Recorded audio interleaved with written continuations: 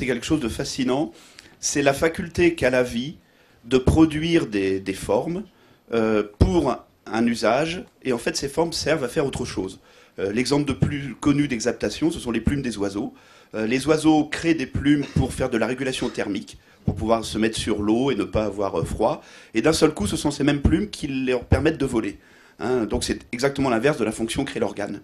Et Internet, c'est bourré d'exaptation.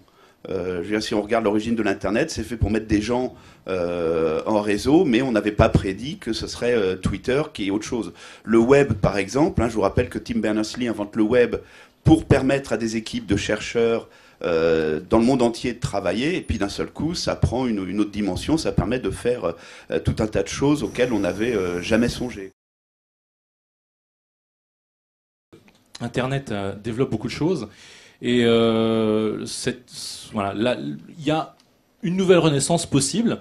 Et donc, cette renaissance, elle vient de l'intérieur. C'est-à-dire que c'est pas un concept qu'on choisit de mettre en place. C'est les nouvelles générations, hein, c'est au XVe siècle, XVIe siècle, qui ont fait que. Donc, en gros, c'est vous, quoi.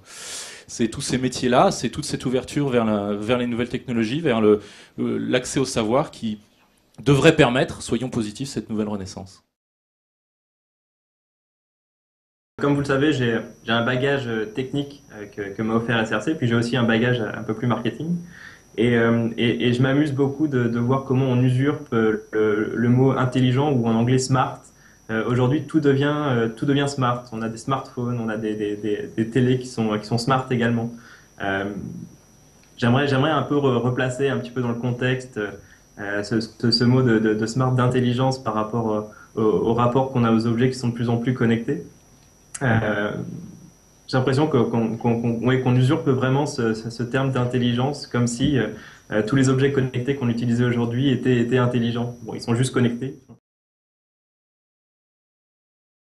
Essayer de vivre dans cet espace-là de collaboration, hein, pour obtenir une œuvre collective, hein, puisque c'est ça, même si c'est que de l'argent, c'est aussi l'intérêt qu'on y porte et le soutien qu'on apporte à l'artiste, à un projet, de financer son projet, de lui porter attention. On est en ce moment en plus très poussé à l'individualité. En tout cas là, on est sûr que voilà, on est tous pour, tous ceux qui participent à ce projet-là et qui le financent sont dans cet intérêt-là et dans cette réflexion-là. Donc pour moi, c'est très 2012. Voilà, le terme est super tendance. À mon avis, il durera pas, puisque tous ces espaces de mots, néologismes vont trouver une voie ou francisée ou ou une généralité, mais il y a aussi le crowdsourcing qui est derrière aussi, et c'est pas seulement aller chercher l'argent, mais aussi réfléchir ensemble, apporter une donnée pour un projet en commun, et voilà, ça me rassure sur la nature humaine à laquelle je crois profondément. On voit bien que les éléments techniques, certes, il les faut, mais derrière, ce qui va être regardé, c'est la qualité humaine des gens.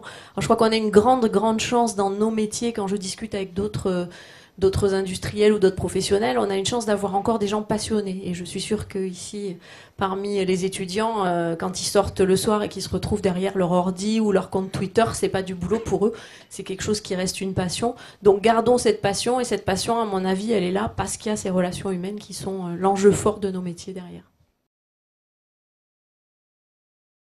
Pourquoi on applique ce mot au web qui est aussi un art, et là on parle d'industrie. Et en fait, je me suis rendu compte petit à petit que ça nous permettait vraiment d'atteindre le but qui est le mien, d'atteindre la qualité dans le web. C'est une formidable opportunité, ces écrans-là, pour que le commerce de proximité, le vrai, renaisse. On a parlé d'exaptation, mais je pense que cette notion de multi-écran, on est en plein dedans, parce que quand les téléphones mobiles ont été conçus au départ, on était loin d'imaginer tout ce qu'on allait pouvoir en faire aujourd'hui. Et des écrans nouveaux, il va en naître encore beaucoup d'autres. Les Google Glasses, les Flexible OLED, et j'en passe, seront demain autant de nouveaux usages pour le consommateur qu'on n'a absolument sans doute pas encore anticipé.